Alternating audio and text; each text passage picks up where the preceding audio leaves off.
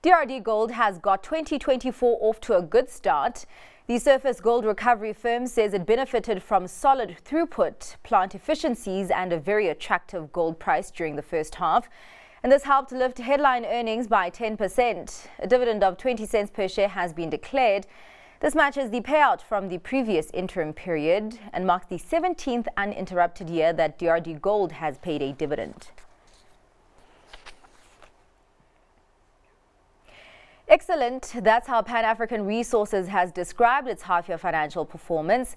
The gold producer has reported a near 47% jump in profit. That's thanks to a 6.7% increase in output and tight cost controls. Given the interim performance, Pan-African Resources says the group is well positioned to deliver on its full-year guidance, and increased guidance may even be considered in due course.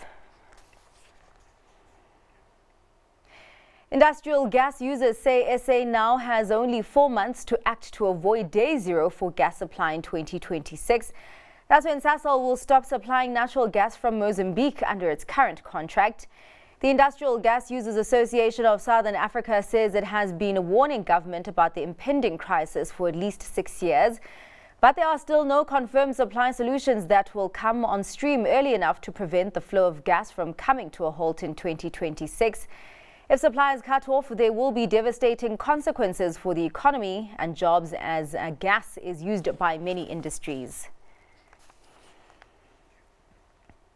And retail sales have staged a rebound. The print for December shows an increase of 2.7% after 2 consecutive months of declines. This also marks the strongest increase in retail activity since July 2022 and is due to increases by the textiles, clothing, footwear and leather goods category, as well as the general dealers segment. Investec economist Lara Hode says that despite December's result, overall consumers remain largely constrained as they grapple with lackluster real incomes. A bus strike is on the cards. The National Union of Metal Workers of SA has declared a wage dispute with employers in the passenger bus sector and have threatened to strike if resolution efforts fail to break the impasse. NUMSA participated in the first round of wage talks at the beginning of this month. It initially demanded a 1-year 15% wage increase, which it revised to 10%. Employers, meanwhile, are offering 4%. Further afield, British inflation unexpectedly held steady at 4% in January, defying forecasts of a rise, offering relief for the Bank of England and Prime Minister Rishi Sunak ahead of a national election expected this year. Let's take a look at this report for more. British inflation held steady at 4% in January. Wednesday's data was unexpected and defied analyst forecasts of a rise. The number comes as a relief for the country's central bank and Prime Minister Rishi Sunak in a likely election year. Investors added to their bets Wednesday on the Bank of England cutting interest rates this year, with many targeting June. Consumer price inflation is expected to fall further in the coming months, and that could see the Bank of England start to cut borrowing costs from their 16-year high. Britain's Office for National Statistics said Britain's core inflation, which excludes volatile prices like food and energy, was also unchanged at 5.1%. Services inflation rose slightly to 6.5%, but was not as strong as the central bank expected. The bank is keeping a close eye on wage growth, as it fears a rapid rise in wages could add inflationary pressure. Data published Tuesday showed regular wages rose by an annual 6.2% in the last 3 months of the year. It was the slowest rise in more than a year, but double the pace the Bank of England views as consistent with getting inflation back to its target of 2%. In welcome news for consumers, food inflation fell for the first time in monthly terms since September 2021. It dropped by 0.4% from December. And showing your love this Valentine's Day could come at a hefty cost if you plan on spoiling your significant other with chocolates. Global cocoa prices have hit fresh record highs due to supply constraints. This has pushed up prices. Let's take a look at the detail.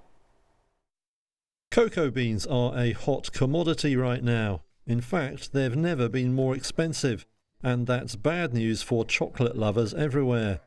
Benchmark cocoa futures have hit all-time highs in New York, approaching $5,900 per tonne. That's close to twice the level this time last year. Prices have jumped as poor harvests leave supplies running short. In number 2 producer Ghana, production is expected to hit 500,000 tonnes at best.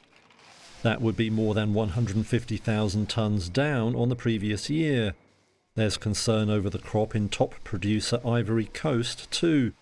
That leaves firms scrambling for supplies and shoppers feeling the pinch. Hershey says it expects its sales to drop again as a result. In the fourth quarter, it saw volumes fall 6.6%. Rival Mondelez, maker of the Cadbury brand, also saw sales drop. And there is no relief in sight. Industry sources say it's feared the shortage could last into next year.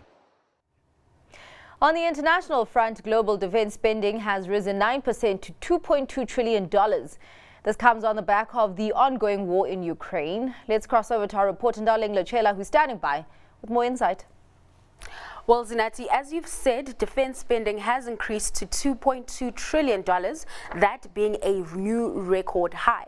And joining me with greater detail on what this bill means for Europe and its economy is DW correspondent Chiponda Chimbelu in Berlin. Thanks for joining us today. Now, Chip, just take us through where the world is when it comes to defense spending. Thanks for having me. Well, defense spending reached a new world record of $2.2 trillion a year. Now, that number comes from a report by the London-based International Institute for Strategic Studies. It says the increase is mostly due to NATO spending linked to the war in Ukraine.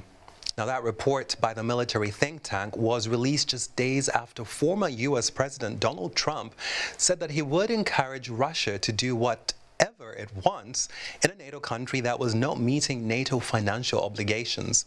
Now, Trump didn't name that country, but only 10 countries, so about a third of NATO members, are meeting their obligations of 2% of GDP for defense spending.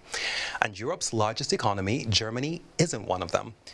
But we've been seeing Berlin ramp up military spending in the last 2 years to equip its military and also to provide more support to Ukraine as Kyiv tries to resist Russian aggression. Let's dig deeper into that print. Which region is the growth coming from? Well, European nations are now the drivers of the growth in military spending. In fact, today, NATO defense ministers are meeting in Brussels. 18 of the countries there are reportedly expected to say that they will meet the NATO target for defense spending this year.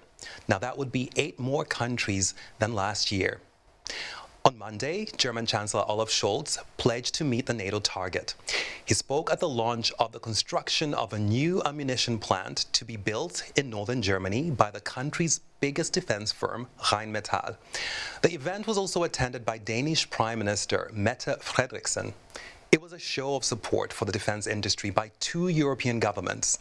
Rheinmetall is expected to produce around 200,000 artillery shells a year, in addition to explosives and other parts at the new plant. The European defense industry has been calling for more government support. For instance, in exchange to build facilities to meet current demand, the industry wants longer contracts for orders of 10 to 15 years. Lastly, what's the outlook for Europe's defense industry? Well, given the ongoing war and geopolitical crises, the outlook for the industry is positive. And the continent's leaders are considering also what a second Trump presidency could mean. They know that Europe may need to rely on itself more for defense. The EU's defense industry shrunk in the post-Cold War years because no one thought that the continent would see a war like the one being waged by Russia in Ukraine. Now, this week, the CEO of Rheinmetall reportedly said that Europe will need 10 years before it can defend itself. In fact, most of the military support we have seen for Kyiv has come from Washington. So that's why we will continue seeing European nations ramp up their defense spending. Let's leave it there. Thanks so much for joining us today. Chiponda Chimbelu joining us from Berlin.